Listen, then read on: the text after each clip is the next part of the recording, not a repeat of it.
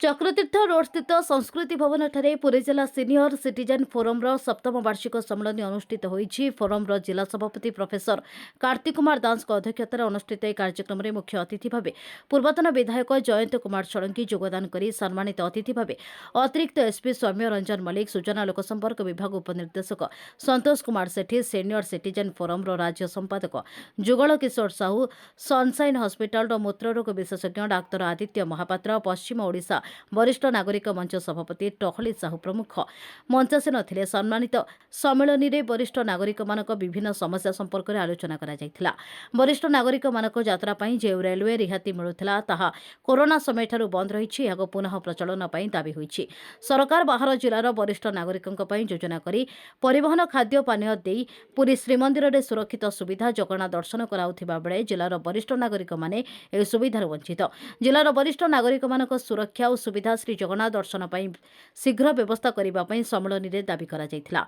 विशेषकर रथयात्रा समय श्रीगुंडीचा मंदिर में वरिष्ठ नागरिक मानक स्वतंत्र दर्शन व्यवस्था करा जाऊ।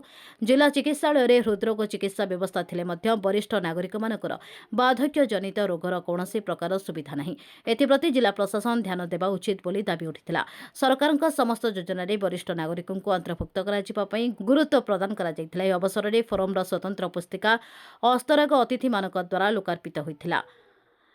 गोसेवक सुजित कुमार देव, चिन्मय देव, सुरेन्द्र कुमार साहू, ऋषिकेश त्रिपाठी, फोटो सांबादिक जगेश्वर महांती को समर्थित करा जायथिला। संपादक देवेन्द्र कुमार दास संपादक विवरणी पाठ करिथिबा बेले उपसभापति संतोष कुमार महांती स्वागत भाषण देथिले। प्रारंभ में जोगगुरु मनमोहन महापात्र जोग प्रदर्शन करथिले। कोषाध्यक्ष गोलोक चंद्र जेना समस्त कार्यक्रम परिचालना करथिले।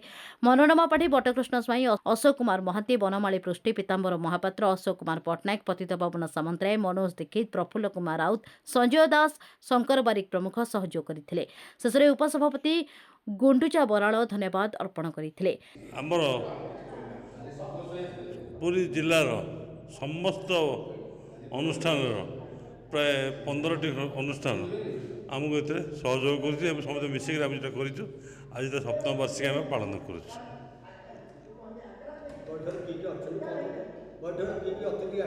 आज आमर आसते आडिशनाल एसपी आसते तापरे आमर स्टेट प्रेसिडेंट सेक्रेटरी आसछन्ती, पश्चिम ओडिशा महासंघ तक प्रेसिडेंट आसछन्ती, आमर डेप्यूटी डायरेक्टर आमर सूचना लोक संपर्क विभाग से भी आसछन्ती। प्राय सब एंटायर ब्लॉक सब ब्लॉक रिप्रेजेंटेटिव आसछन्ती। लक्ष्य कौन आमर जेनेली आमर गोटे लक्ष्य केमती जी दिन आम सीनियर सिटीजन रे एक्चुअली भले रुहतु से सरकार पाखे आम विभिन्न प्रकार दाबी भी रही हाँ जोटा कि आटलिस्ट पूरण करने आमर आज ये संगठन माध्यम आम सरकार को आम रिक्वेस्ट करमर कि न्याय्य दाबी अच्छी से दाबी पर सहानुभूति भाव में विचार कर आमको साहय कर प्रस्ताव जोटा पूर्वतन विधायक कहते से गोटे मानने समस्त उद्देश्य टाउन टाइगर समस्त जिते वयोज्येष्ठ व्यक्ति मैंने अच्छा समस्त एकाठी हूँ से भर गोटे भावर आदान प्रदान हो और ये जिन समस्त जानतु जे गोटे सीनियर सिटीजन आजिकल नेग्लेक्ट हो अवस्था ना कारण आजिकल पिला चाकरी बाकरी कर जे जो बाहर को पलाउंट ये सामाकाला मंदिर पाखे नारायण महापात्र अच्छा पिलाने अमेरिका किसी बुढ़ा एकुटिया घरे साहय पानी बंद आने औषध टी आने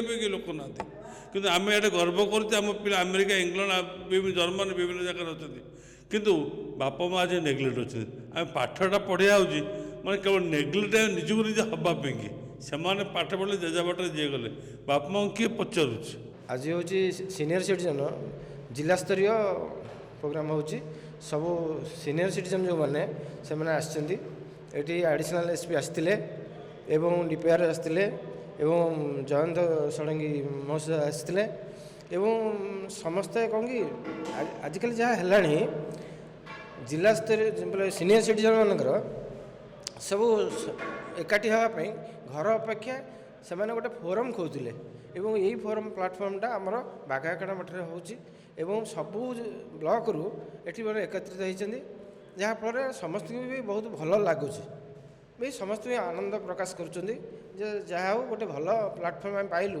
जोटि आनंद आम घरे जी आनंद पाइपारूँ ये प्लाटफर्म से आनंद पाई। पुरीरू कैमरामैन दिव्यरंजन बिशोईଙ୍କ सह सुधांशु करଙ୍କ रिपोर्ट।